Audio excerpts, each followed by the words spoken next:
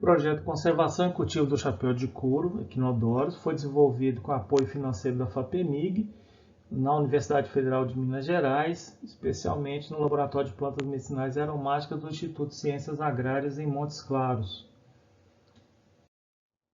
A equipe foi coordenada por mim, Hernani Martins, e nós tivemos a participação de 2 pós-graduandos que desenvolveram tese e dissertação. O Brian fez a dissertação dele com o projeto e a Rízia Rodrigues fez a sua tese de doutorado no projeto. O gênero Equinodoros tem diversas espécies, né? São conhecidas 27 espécies. Essas plantas têm uma grande utilização, tanto do ponto de vista medicinal, pelas populações tradicionais e também está presente na farmacopeia. Também a indústria alimentícia produz, por exemplo, refrigerantes a partir da planta e também tem um uso ornamental. Mas as plantas estão ameaçadas pelo extrativismo, pela coleta intensa e também pelas mudanças climáticas que vêm fazendo desaparecer diversos cursos d'água onde a planta ocorre. E isso leva, de certa forma, à erosão genética, né? Ou seja, a perda da variabilidade genética da espécie, que no futuro pode levar à destruição ou à extinção da espécie. Aqui nós temos um exemplar de Equinodoros na beira de um curso d'água, que é um ambiente onde ele ocorre com frequência. Nos objetivos gerais do projeto, nós podemos dizer que foi a coleta, caracterização, avaliação e conservação de germoplasma de chapéu de couro. Nos objetivos específicos, nós destacamos o estudo das condições ecogeográficas e edafoclimáticas, o ambiente onde ela ocorre, a fenologia, que é como que ela se comporta ao longo do tempo, o cultivo sob diferentes disponibilidades de água, a constituição química por meio de triagem fitoquímica quantitativa, saber quais as classes de substâncias que ela apresenta, os fenóis e flavonoides, quais os teores, o perfil cromatográfico de substâncias voláteis e o perfil cromatográfico dos extratos da planta.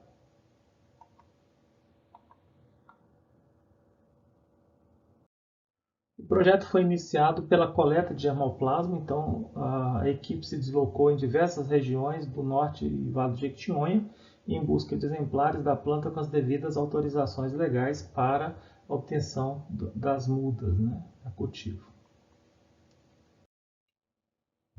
Amostras da planta foram prensadas e levadas ao herbário, secas e prensadas, para identificação, e nós percebemos que tínhamos 2 espécies, Equinodoros floribundos e Equinodoros subelatos, ou seja, não tínhamos as espécies descritas na farmacopeia, que é Equinodoros macrophyllus e Equinodoros grandifloros. As mudas trazidas do campo eram cultivadas em vasos, em cata de vegetação e mantidas sob um regime hídrico de praticamente saturação do solo para sua produção. Foram coletadas plantas no norte e Vale do Jequitinhonha, com maior predominância de materiais de Equinodoros floribundos e menor de Equinodoros subalatos em toda a região. Uma das caracterizações que nós podemos observar foi a caracterização morfológica, e mostrando que os materiais de Equinodoros floribundos tinham a folha com formato cordiforme e um número maior de nervuras, enquanto que o Equinodoros subalatos tinha uma folha ovalada e um menor número de nervuras na maioria das vezes. Na caracterização química, observamos que o ácido chicórico e a isorentina estavam ausentes nessas plantas. Ainda na caracterização química, observamos que os teores do ácido hidroxicinâmico foram iguais ou superiores ao que a farmacopeia recomenda para os materiais, para as espécies que estão presentes lá, o que é bastante importante, abre uma possibilidade de uso dessas plantas no futuro como substituto das plantas que estão descritas.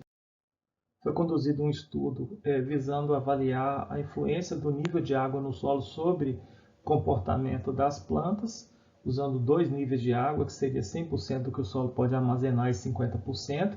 Foram feitas várias medidas de clorofila, trocas gasosas e também o nível de estresse dessas plantas, e observou-se algumas características importantes.